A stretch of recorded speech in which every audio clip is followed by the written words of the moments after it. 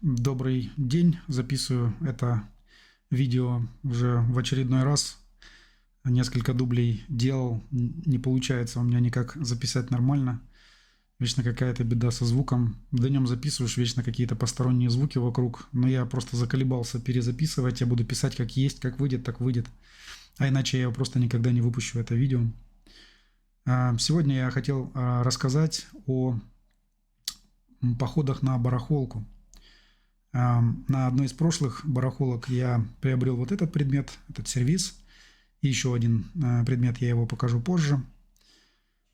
Вот, но сегодня я бы хотел поговорить не о самих предметах, а о другом. О том, что люди могут найти на барахолке. Я тоже так думал, что что ты можешь искать на барахолке, что тебе там может быть интересно. Ну, естественно, найти там какую-то жемчужину за 3 копейки, которую ты сможешь потом продать за 1 миллион и разбогатеть. Но таких случаев на самом деле не так уж и много. Это случается, я бы сказал, даже редко. И несмотря на то, что есть люди, которые этим занимаются годами, кто этому посвящает жизнь, это становится их профессией, даже эти люди, я уверен, если вы с такими пообщаетесь, скажут вам то же самое, что это скорее больше удача и такой редкий, исключительный случай, чем правило. Поэтому если вы наткнулись на какое-то мотивирующее видео в интернете, где вам рассказывают, как какой-то удачливый человек нашел за 3 копейки какую-то невероятную старинную вещь, продал ее потом на аукционе за 1 миллион денег и был счастлив после этого. На самом деле это очень непростая история. Во-первых, уметь продавать – это еще то приключение. Я об этом как-нибудь тоже обязательно запишу видео. Это один из, наверное, самых главных моментов в деле человека, который собирается заниматься этим как дилер. Да, покупать и продавать. Коллекционерам, конечно, нет в этом нужды. Он просто собирает, хранит и на этом все. Он наслаждается этими предметами, они находятся в его владении, ему больше ничего и не нужно. Он его купил и радуется этому. Но если вы собираетесь впоследствии эти предметы продавать, то умение продавать – это тот навык, те знания, которые стоят порой дороже, чем умение и знание разбираться в предметах, которые вы хотите приобрести, хотите продать. Но, опять же, сегодня это не тема разговора, об этом я тоже обязательно расскажу позже. Это прям затянет на отдельный, даже не то чтобы видео, а на какой-то отдельный курс, что там информации много, и заодно даже длинное видео я, наверное, не смогу об этом рассказать.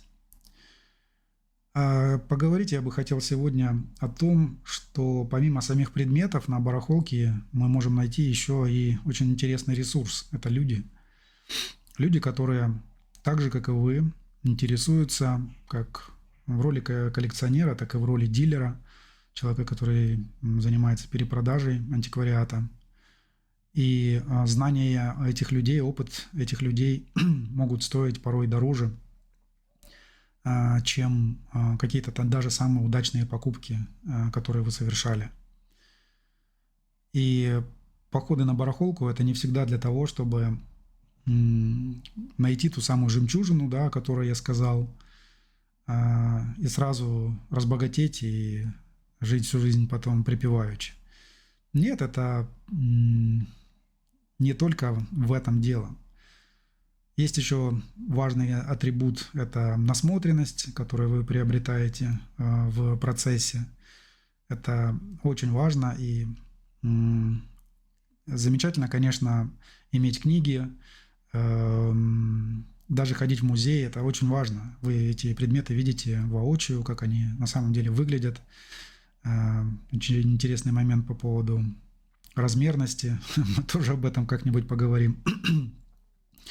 Но когда вы держите вещь в руках, ничто этого не заменит. И даже тот же музей не даст вам тех знаний, того опыта, который вы можете приобрести, посещая вот такого рода барахолки, либо античные рынки, специализированные рынки, где продается антиквариат. Но мы вернемся к теме людей, к теме тех знаний, которые несут в себе другие антикварщики, другие коллекционеры, дилеры, которыми, я имею в виду знаниями, эти люди также охотно делятся. Вы можете с этими людьми познакомиться, подружиться, оставаться в хороших отношениях, друг другу помогать. А в этом деле связи это на самом деле дорогого стоит. И порой один важный, удачный совет одного умного человека может сэкономить вам много денег и дать вам возможность также заработать много денег и впоследствии зарабатывать эти деньги. И вообще научиться это делать, потому что обычно об этом не принято говорить, не принято рассказывать. Такой информацией не делятся. Это что-то, что люди держат в секрете, и не дай бог, чтобы кто-то об этом узнал. Тем более там конкуренты. Это же сильно осложнит мою жизнь, да, будущее. Так люди думают. На самом деле я могу сказать, что по моему опыту, по моему мнению, наверное, 60-70% из того, что я продавал, у меня покупали дилеры. Перекупы, по сути. Не коллекционеры, а именно дилеры. Люди, которые в теме разбираются. Их не пугает большая цена, высокая цена на антиквариат. Они знают, что это за вещь, почему она столько стоит. И даже с учетом моего интереса, они эту вещь приобретают, точно зная, что они смогут его продать дороже, потому что стоимость, ценность этого предмета выше, даже чем ту цену, которую выставляю на эту вещь я. И получается такой интересный нюанс, такой интересный момент. Вроде бы как бы делиться этой информацией, нехорошо, потому что ты сейчас расскажешь все свои секреты, их все будут знать, и это уже больше не секрет. А если все об этом знают, они же все смогут это делать, и, то есть мне ничего не останется. Но, как я уже сказал, это так не работает.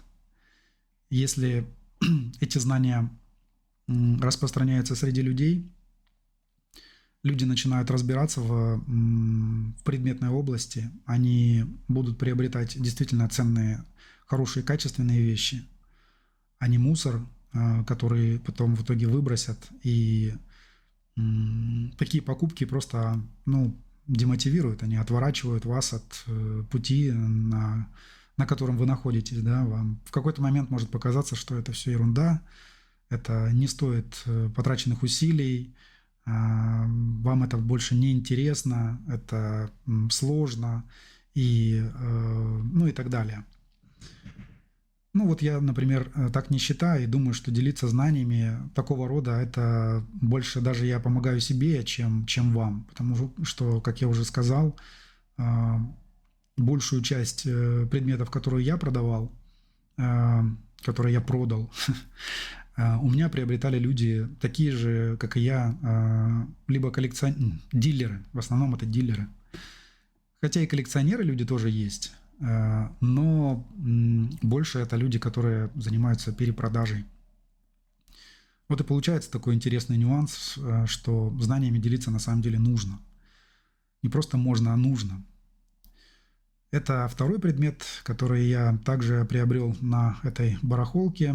Это чайничек азиатский, китайский, был произведен под европейский рынок, расписан в этом стиле. Золото, обратите внимание, к сожалению, не без потерь. Но с учетом возраста, я думаю, это невелика беда. Носик у него отбитый, приклеен.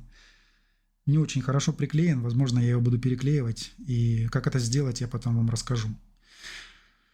На ручке этого предмета есть трещина печная, что, кстати, также косвенно подтверждает его аутентичность, его старость, скажем так. Есть еще, к сожалению, одна трещина по низу этого предмета. Она не сквозная, то есть она не делит его на несколько частей, этот предмет.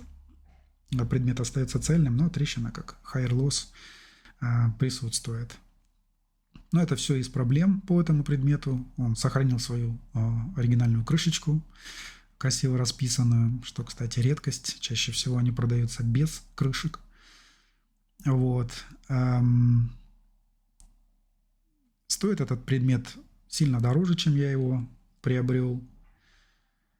За сколько я говорить не буду, но просто знайте, что такие предметы на барахолке люди продают порой за копейки. Не знаю почему. Неужели он действительно вам настолько неинтересен, что вы готовы его отдать за, в общем-то, за ерунду. Несколько булок хлеба можно купить по цене этого предмета. А ему, на минуточку, несколько сотен лет. Вот. Ну да ладно, вопрос не об этом, речь не об этом. Я вернусь еще раз к теме разговора, о которой хотел рассказать.